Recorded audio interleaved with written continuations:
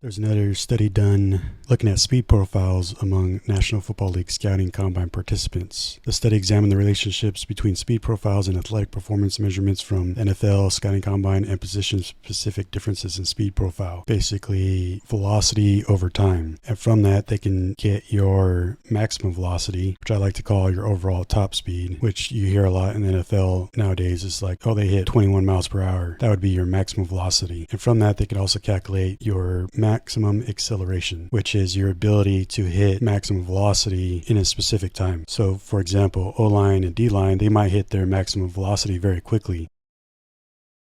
Whereas wide receivers and defensive backs, it may take them a little bit longer to hit that maximum velocity over time. And from that, they'll divide maximum velocity by maximum acceleration, and they'll get their speed profile. And what that is just like, it's a curve, and it gives you an idea of what your speed looks like over the course of time, which is typically a 40-yard time, like a 4.5 or 5-second 40 for O-line. And it kind of shows you how much you accelerate in a given time. For O-line, D-line, it's typically a lot faster because for one, they're not going to hit a very high velocity max, and they're typically more powerful, they're more explosive, as opposed to wide receivers, defensive backs. It may take them a little bit longer to hit that maximum velocity because they have to build up to that speed. For running backs and linebackers, they're kind of in between those two positions, and it makes sense if you think about it. Think about where most of the play happens in regards to O-line, D-line, running back, linebacker. This kind of happens within that box. Whereas wide receivers, defensive backs, they kind of play within the entire field, probably between the line of scrimmage and about 40 yards, and then the width of the field, which I believe is around 53 yards. So they have more square footage to play within. If you look at